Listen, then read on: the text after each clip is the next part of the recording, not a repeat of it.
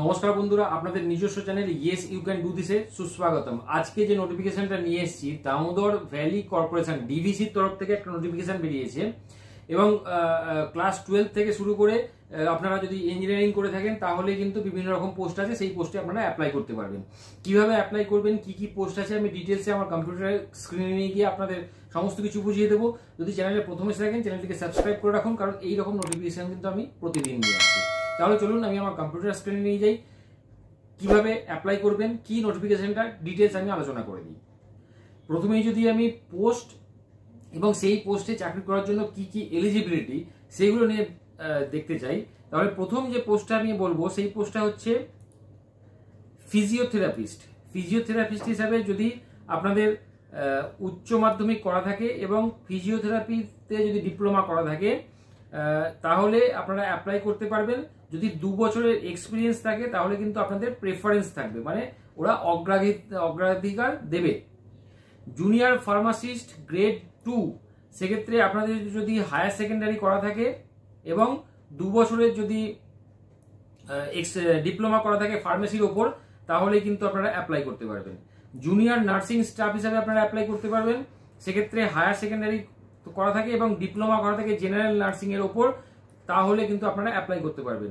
Junior chemist হিসাবে আপনারা apply করতে গেলে বিএসসি করতে হবে কেমিস্ট্রি অনার্সে এবং 1 বছরের এই এক্সপিরিয়েন্স লাগবে, যেটা জুনিয়র কেমিস্ট হিসাবে আপনারা করে থাকবেন। এছাড়া যে পোস্টগুলো আছে, জুনিয়র মাল্টিপারপাস হেলথ ওয়ার্কার, সেক্ষেত্রে আপনাদের ক্লাস 12 থাকলেই হবে, কিন্তু সায়েন্স নিয়ে থাকতে হবে এবং পাবলিক হেলথ বা এক্সপোজারের ওপর আপনাদের ট্রেনিং করা থাকতে হবে। জুনিয়র ল্যাব টেকনিশিয়ান হিসাবে আপনারা অ্যাপ্লাই করতে পারেন, সেক্ষেত্রে হায়ার সেকেন্ডারি থাকতে হবে সায়েন্স নিয়ে এবং আপনাদের ডিপ্লোমা করা থাকতে হবে মেডিকেল ল্যাবরেটরি টেকনোলজির ওপর। জুনিয়র হেলথ ইন্সপেক্টর হিসাবে আপনারা অ্যাপ্লাই করতে পারবেন, সেক্ষেত্রে আপনাদের সায়েন্স নিয়ে ক্লাস 12 পাস করা থাকতে হবে, মানে হায়ার সেকেন্ডারি করতে হবে এবং ডিপ্লোমা করা থাকবে হেলথ ইন্সপেক্টর কোর্সের ওপর, তাহলে আপনারা অ্যাপ্লাই করতে পারবেন। জুনিয়র এক্স রে টেকনিশিয়ান হিসাবেও আপনারা অ্যাপ্লাই করতে পারবেন, সেক্ষেত্রে ক্লাস 12 সায়েন্স নিয়ে থাকতে হবে এবং এক্স রে টেকনিশিয়ান বা রেডিওগ্রাফির উপর আপনাদের যদি ডিপ্লোমা করা থাকে তাহলে কিন্তু আপনারা অ্যাপ্লাই করতে পারবেন। যদি এজ লিমিট দেখি, এজ লিমিট হচ্ছে ম্যাক্সিমাম 62 ইয়ার্স, মানে 62 ইয়ার্স ম্যাক্সিমাম বলেছে, মিনিমাম যদিও বলেনি তবুও মিনিমাম আমি 18 বছর ধরে নিচ্ছি, 18 বছরের নিচে কিন্তু হলে হবে না। এইবার যদি আমি দেখি অনলাইন যে অ্যাপ্লিকেশনটা করবেন, সেই অনলাইন অ্যাপ্লিকেশনটা করার সময় কি কি আপনাদের লাগবে, সেক্ষেত্রে আপনাদের ডেট অফ বার্থের একটা প্রমাণ লাগবে, মাধ্যমিকের অ্যাডমিট কার্ড লাগবে বা সার্টিফিকেট লাগবে। যদি ডিপ্লোমা করে থাকেন বা মার্কশিট যেগুলো আছে, মানে ক্লাস 10, 12 বা এবং ডিপ্লোমার সেই সার্টিফিকেটগুলোকে আপনারা স্ক্যান করে রাখবেন। হায়ার এডুকেশন যদি করা থাকে তাহলে সেটাও স্ক্যান করে রাখবেন। যদি কোনো রকম এক্সপিরিয়েন্স থাকে এক্সপিরিয়েন্স সার্টিফিকেটটা স্ক্যান করে রাখবেন এবং আপনাদের যে রেজিস্ট্রেশন সার্টিফিকেট যদি থাকে, মানে যেখান থেকে আপনারা ইন্টার্নশিপ করেছেন বা যে ডিপ্লোমা করেছেন তার রেজিস্ট্রেশন সার্টিফিকেটগুলো কিন্তু আপনারা স্ক্যান করে রাখবেন। এসসি এসটি ওবিসি যদি আপনারা হয়ে থাকেন বা পিডব্লিউডি ইডব্লিউএস হয়ে থাকেন তাহলেও কিন্তু আপনারা স্ক্যান করে রাখবেন, তাহলে কিন্তু যখন আপনারা এটা ফর্মটা ফিল আপ করবেন তখন আপনাদের প্রয়োজন হবে। কিভাবে ফিল আপ করবেন, ফিল আপটা করার জন্য আপনাদের ডিভিসির যে ওয়েবসাইটটা আছে সেখানে চলে যাবেন, ক্যারিয়ার অপশনে যাবেন, সেখান থেকে রিক্রুটমেন্ট অপশনে যাবেন, recruitment notice on DVC website. ঠিক আছে, আমি পুরো ডিটেলস কিন্তু আপনাদের নোটিফিকেশনটা দিয়ে দেবো ডেসক্রিপশন বক্সে, আপনারা গিয়ে চেক করে নিতে পারবেন। এইবার এই যে এখানে দিয়ে দিয়েছে dvc.gov.in ক্যারিয়ার্স রিক্রুটমেন্ট নোটিশ, এখানে গিয়ে 9th জুলাইয়ের মধ্যে কিন্তু আপনাদের কমপ্লিট করে দিতে হবে। 19শে জুন থেকে অ্যাপ্লিকেশন শুরু হয়েছে, 9th জুলাইয়ের মধ্যে কিন্তু অনলাইন অ্যাপ্লিকেশনটা কমপ্লিট করে দেবেন, তারপরে কিন্তু কোনো রকম ভাবে ওরা গ্রাহ্য করবে না বা আপনারা করতেও পারবেন না।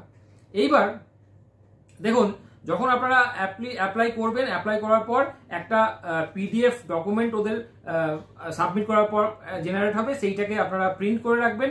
প্রিন্ট করে যখন আপনাদের পরীক্ষা হবে তখন কিন্তু সেই প্রিন্ট আউটটা ওদের প্রয়োজন হতে পারে। এইবার যদি আমি কিছু ইম্পর্টেন্ট ইনস্ট্রাকশন দেখি, তাহলে যখন অ্যাপ্লাই করবেন, দেখুন এখানে বলে দিয়েছে অ্যাপ্লাই অনলাইন অপশনে গিয়ে আপনারা অ্যাপ্লাই করতে পারবেন। তো এখানে যে পরীক্ষাটা হবে কোনো রকম পরীক্ষা হবে না, শুধুমাত্র যে ক্যান্ডিডেটরা অ্যাপ্লাই করবেন সেই ক্যান্ডিডেটদের লিস্ট শর্ট লিস্ট করা হবে। শর্ট লিস্ট করার পর ডেট টাইম যার ইন্টারভিউ যেটা হবে সেটা কিন্তু আপনাদের যে ওয়েবসাইটটা আছে সেই ওয়েবসাইটে ওরা আপলোড করে দেবে, আপনারা সেই অনুযায়ী কিন্তু ইন্টারভিউয়ে বসতে পারবেন। কোনো রকম পরীক্ষা কিন্তু হচ্ছে না। এইবার আমি যদি ভ্যাকেন্সিটা দেখে নিই, তাহলে ফিজিওথেরাপিস্ট হিসাবে ভ্যাকেন্সি আছে টোটাল 5টা, জুনিয়র ফার্মাসিস্ট গ্রেড 2 টোটাল 13টা, জুনিয়র কেমিস্ট টোটাল 2টো এবং জুনিয়র নার্সিং স্টাফ 12টা, জুনিয়র মাল্টিপারপাস হেলথ ওয়ার্কার 13টা। প্রত্যেকটার কিন্তু এখানে যে স্যালারি আছে সেই স্যালারিগুলো দেওয়া আছে, আপনারা নোটিফিকেশনটা ডিটেলসে গিয়ে আপনারা ডেসক্রিপশন বক্স থেকে চেক করে নিতে পারবেন। জুনিয়র ল্যাব টেকনিশিয়ান হিসাবে 5টা, জুনিয়র হেলথ ইন্সপেক্টর হিসাবে 2টো এবং জুনিয়র এক্স রে টেকনিশিয়ান হিসাবে 7টা।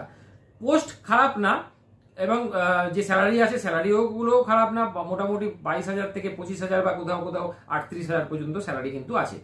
তো এখানে আপনারা অ্যাপ্লাই করে দিন, কোনো রকম পরীক্ষা হবে না, শুধুমাত্র ইন্টারভিউয়ের মাধ্যমে কিন্তু সিলেকশনটা হবে। শর্টলিস্টেড ক্যান্ডিডেট যারা থাকবেন তাদের ওয়েবসাইটে কিন্তু আপলোড করে দেওয়া হবে। তো আজকে এই পর্যন্তই। ভিডিওটি যদি মনে হয় ভালো হয়েছে বা ভালো লেগেছে তাহলে অবশ্যই চ্যানেলটিকে সাবস্ক্রাইব করে রাখবেন, কারণ এইরকম নোটিফিকেশন আমি কিন্তু প্রতিদিন নিয়ে আসি। ধন্যবাদ।